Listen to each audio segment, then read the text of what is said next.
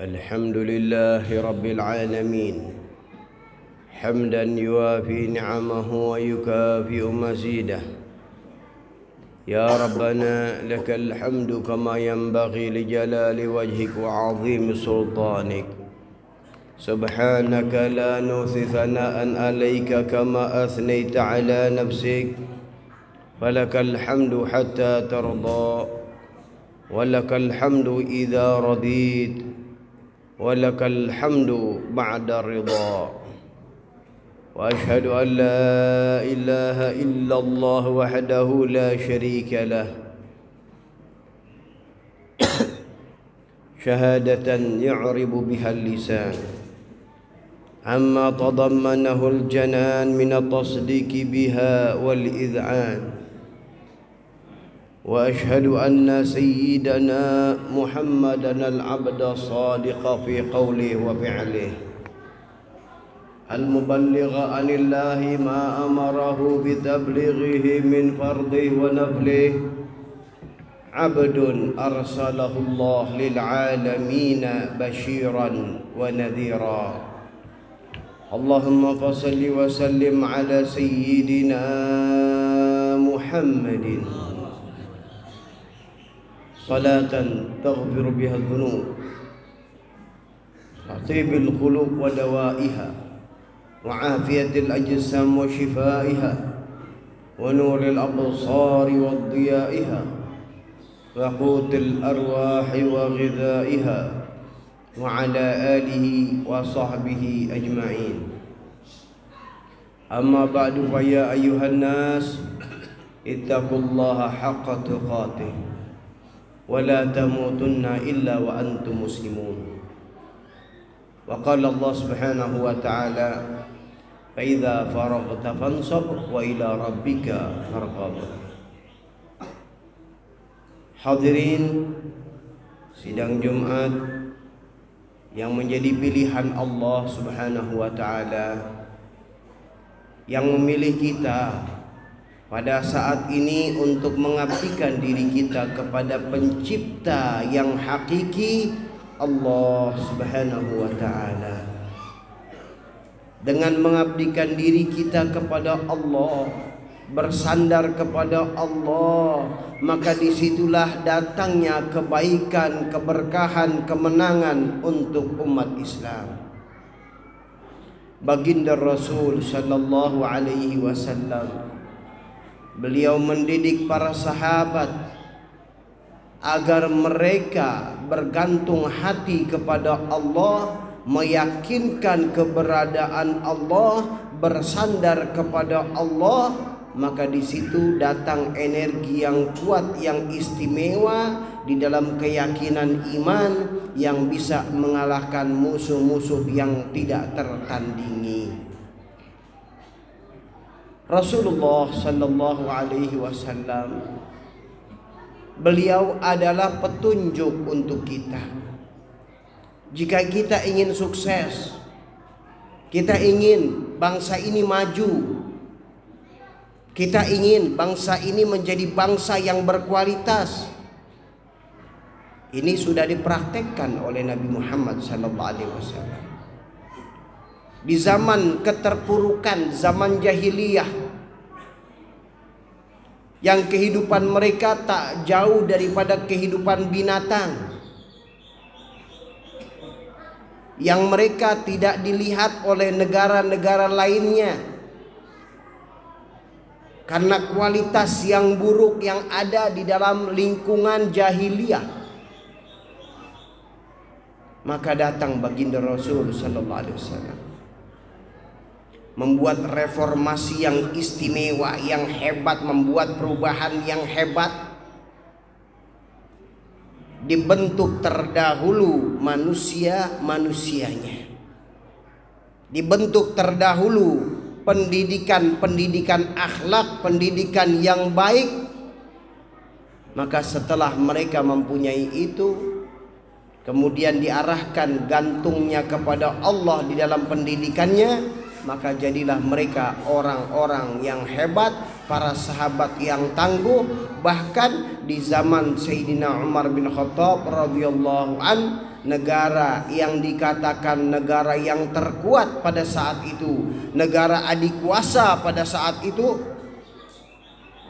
yaitu negara Romawi dan Persia, ditundukkan oleh umat Islam. Umat Islam menundukkan mereka bukan berarti tidak punya senjata, tapi dibanding senjata mereka jauh. Umat Islam bukan berarti tidak punya pasukan, mereka punya pasukan, tapi dibanding daripada pasukan musuh berpuluh-puluh kali lipat. Tapi yang mereka tidak punya adalah ketergantungan hati kepada Allah. Bersandarnya hati kepada Allah, ini yang mereka tidak punya. Yang ditanamkan oleh Rasul sallallahu alaihi wasallam, bahwasanya segala-galanya dari Allah, kemenangan datang dari Allah. Maka dengan bersandar seperti itu, Allah kirimkan orang-orang yang istimewa. Allah cetak manusia-manusia sejati, pejuang bangsa, yang berjuang, yang dijaga, yang dilindungi oleh Allah Subhanahu wa taala. Hadirin rahimakumullah, kita berada di bulan Agustus, yang mana Agustus ini adalah hari atau bulan yang mempunyai keistimewaan buat kita bangsa Indonesia, karena pada 17 Agustus maka diikrarkan kemerdekaan bangsa kita. Tapi yang perlu kita koreksi, apakah penjajahan sudah hilang? Apakah penjajahan dan kita sudah merdeka seutuhnya?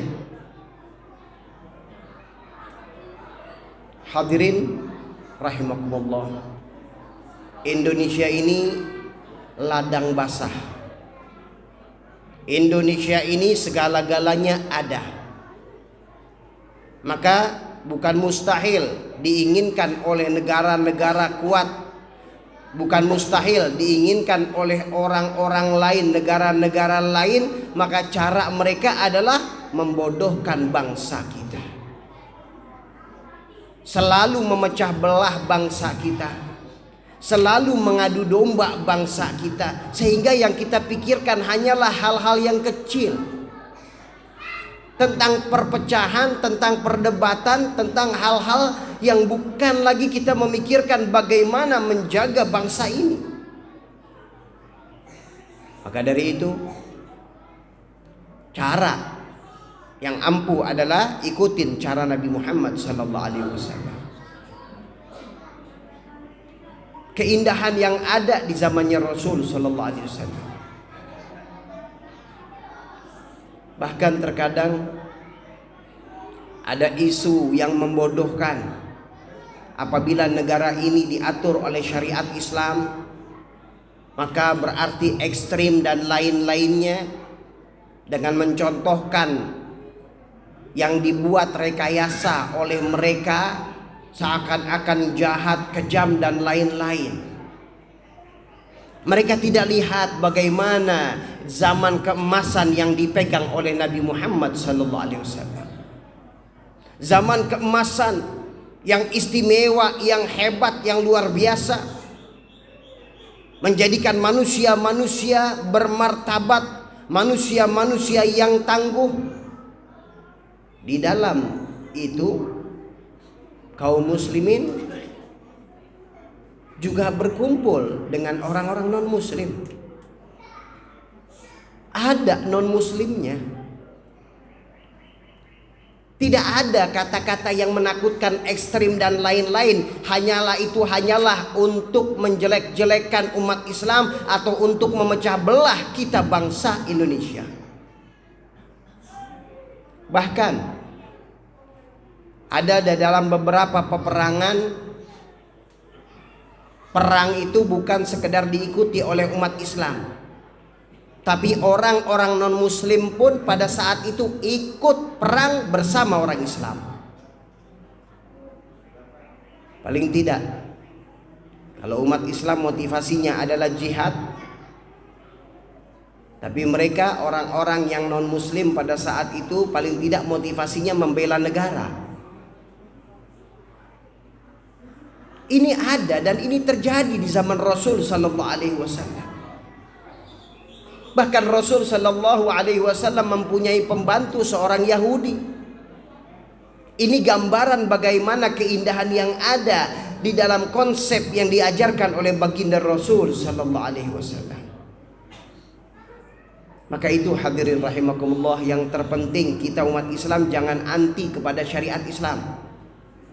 Jangan pernah mau dengar hasutan-hasutan yang buruk.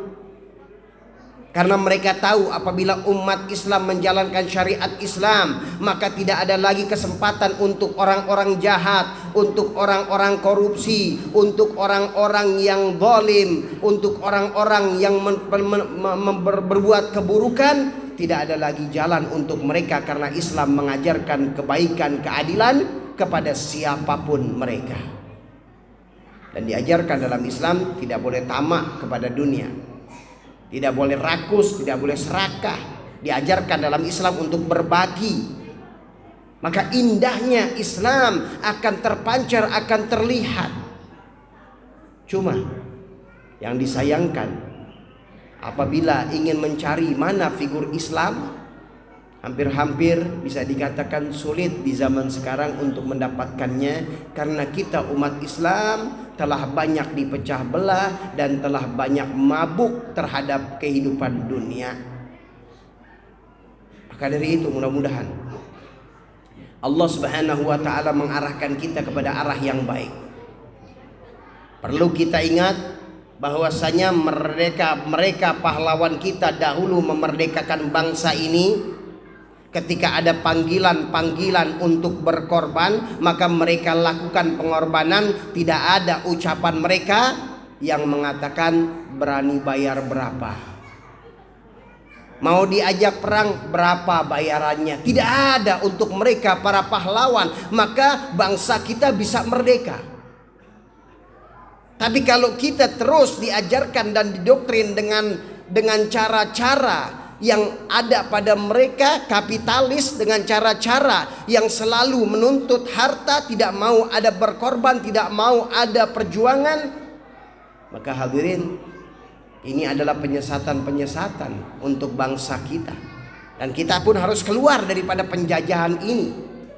Penjajahan-penjajahan cara berpikir, penjajahan-penjajahan ideologi yang tidak baik yang ada dalam kita semua. Mudah-mudahan caranya adalah kembali apa yang diatur, yang diajar, yang dibimbing oleh Sayyidina Muhammad sallallahu alaihi wasallam. Mudah-mudahan Allah Subhanahu wa taala maafkan dosa kita, jadikan ilmu kita manfaat, hati kita senantiasa mendapat bimbingan dari Allah, mendapat petunjuk dari Allah, dan disatukan hati kita semua saling sayang menyayangi, saling bergandeng tangan, dan tidak mudah dipecah belah dan diadu domba, sehingga kita akan melihat bagaimana kejayaan bangsa ini kembali, bagaimana kekuatan bangsa ini kembali akan bangkit. Amin ya rabbal alamin. Ibadallah, Allah Subhanahu wa ta'ala yaqul biqawlihi al-muhtadun, bismillahirrahmanirrahim, inna a'tainakal kautsar fasalli li rabbika wanhar, inna syani'aka huwal abtar. Barakallahu li wa lakum bil Qur'anil azim, wa nafa'ani wa iyyakum minal ayati wa dzikril hakim, wa taqabbala minna tilawatahu innahu wasami'un alim, fastaghfiruhu innahu huwal ghafurur rahim. Allahumma shalli ala sayyidina Muhammad wa ala ali sayyidina Muhammad.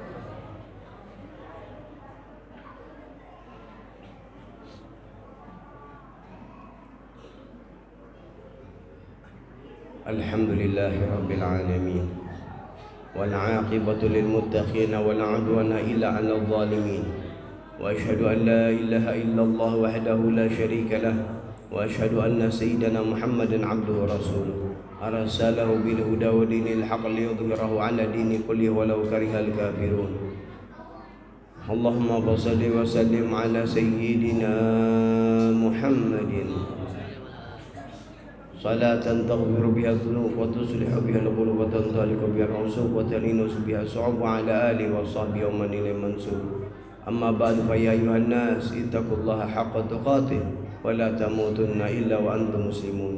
واعلموا أن الله سبحانه وتعالى أمركم بأمر بدأ فيه بنفسه وثنى بملائكة المسبحة بقدسه، فقال تعالى: ولم يزل قائلا عليما: إن الله وملائكته يصلون على النبي يا أيها الذين آمنوا صلوا عليه وسلموا تسليما. اللهم صل وسلم على سيدنا محمد وعلى آل سيدنا محمد كما صليت على سيدنا إبراهيم وعلى آل سيدنا إبراهيم، وبارك على سيدنا محمد وعلى آل سيدنا محمد كما باركت على سيدنا إبراهيم وعلى آل سيدنا إبراهيم في العالمين إنك حميد مجيد. وارض اللهم عن أصحاب رسول الله خصوصا الخلفاء الراشدين سيدنا أبو بكر وعمر وعثمان وعلي وستة الباقين ورضي الله عنهم أجمعين.